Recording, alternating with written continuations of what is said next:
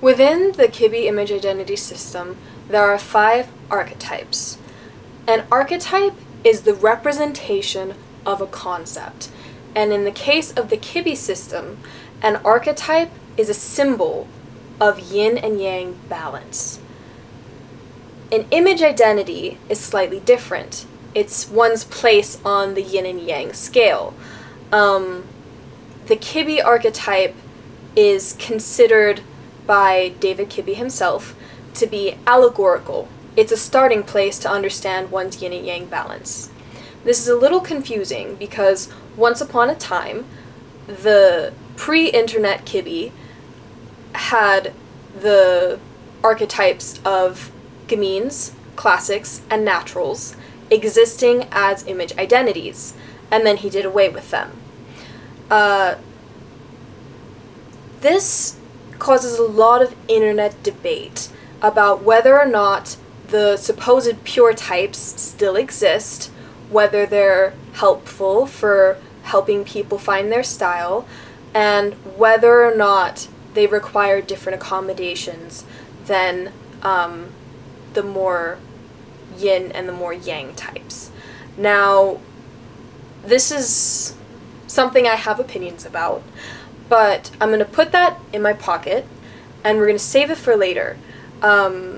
We will get to it, but for now I think it's most beneficial to understand the basis of the archetypes and break down their shape language and how they interact with the body and how it creates different effects.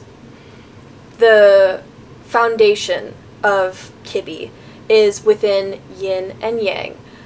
Now, this is an ancient Chinese concept that is very complex and covers a lot of different subjects. However, we'll only be focusing on the visual aspects of yin and yang. So really we could call it Kibbe yin and Kibbe yang. Yin and yang are opposing elements that come together in different ways that create the balance of everything's visual identity. Yin is everything curved, soft, and elliptical. Yang is everything angular, sharp, and narrow. All archetypes are a unique blend of yin and yang, and this affects the silhouette of the body and the interaction with clothes and accessories that comes from this kind of conversation that these shapes are having. The romantic archetype is extreme yin. The body is made up of small, rounded, curved shapes. There's something present called Kibbe curve. This is when the bust pushes out horizontally. If we were to drape fabric across the figure, the main interaction with the fabric would be at the chest and then at the hips. There's nothing else that really breaks up this line. Now, if we look at men that are within this romantic archetype, we can see that the main interaction with clothing, the main visual prominence is at the chest. And if we were to drape fabric across them, that chest area would push outwards. Next comes the dramatic archetype. This is extreme yang. The skeleton is long, narrow, and sharp. The body is made up of angles, and the sharp edges articulate the body, making it very geometric and very clear where all of the corners and edges are. This archetype has Kibbe vertical, which is when we look at the silhouette of a dramatic. From shoulder to hip, it's a straight line. It's very geometric. They are also narrow, which means they are taller than they are wide, and they are very elongated. There's a lot of length within the body. Now, just because someone has a vertical, a very straight, narrow line, doesn't mean that they don't have a chest. It just means the chest doesn't push outwards and break up the silhouette. Next comes the natural archetype. There is a yang skeleton with softened edges. This creates a bluntness. Bluntness is an angle that has been curved or softened at the end. It creates a strong, wide, open shape. Now, there's something called Kibbe width. This is when the shoulder and upper torso area pushes out the silhouette. Kibbe width is relational to the rest of the body. If the body is wide everywhere, it ceases to be wide. Width is a horizontal contrast between something more proportionally narrow. So within this archetype, there is a prominence in the shoulders that creates a very broad, open space. The classic archetype is when yin and yang have come together in a balanced way, in a very equal, even, moderate way. If we look at the combination of angles and curves, unlike with the naturals, even though they're both blended together, the angle is not blunted. It's been seamlessly blended together. So you can't tell where the curve begins and the angle ends. It creates a very even, balanced shape.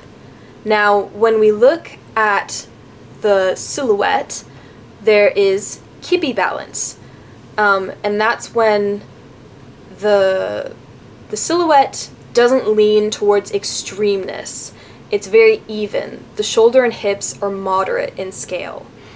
Width, balance, and curve are all slightly present, but none of them overpower the silhouette. The gamine archetype is a combination of opposites of yin and yang. The skeleton is very yang, very narrow and sharp, but it's very yin in scale, very small, very short.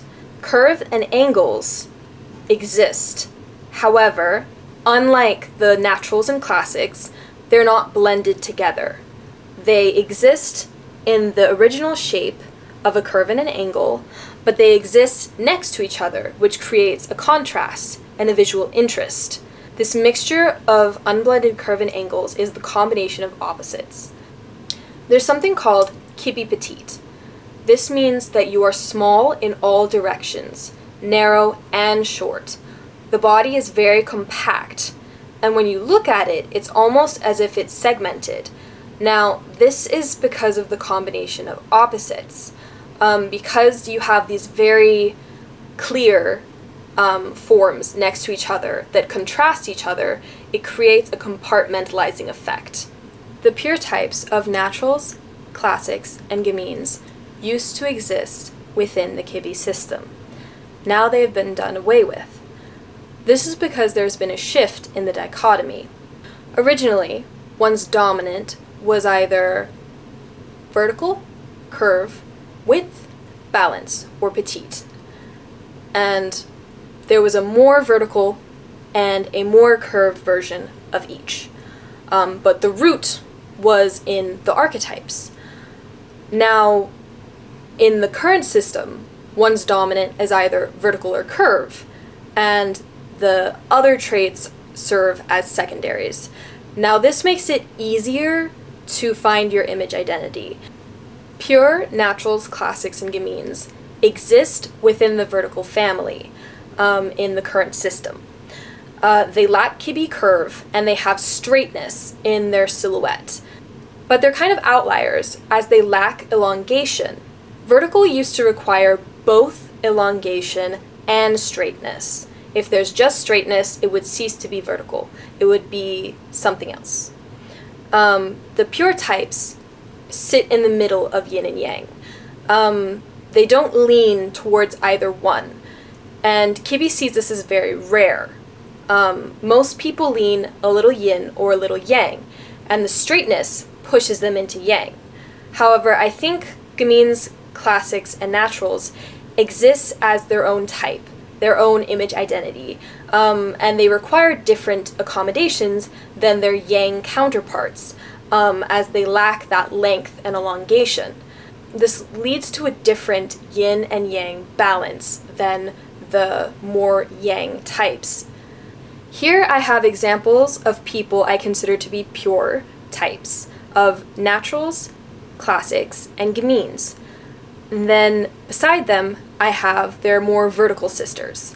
You can see the lack of elongation and how much less angular they are. Now we have those same celebrities compared to their more curved sisters, and you can clearly see that their silhouette lacks Kibbe curve. They just don't have that chest prominence, but they also don't have that elongation, and so they end up in a strange middle place. I respect that Kibbe did away with the pure natural classics and gamines, but I still use them in my styling, especially if I'm helping someone who is a pure quote-unquote type. I think they require different accommodations, and I think that though rare, they're still in existence and they still are beneficial to understand. I would love to hear from you in the comments below about your own perspective on the archetypes and whether or not pure classics, gamines, and naturals are still in existence and whether or not that's useful to look at. If this is the sort of content that you're interested in, I would really appreciate it if you would like and subscribe. Have a good day.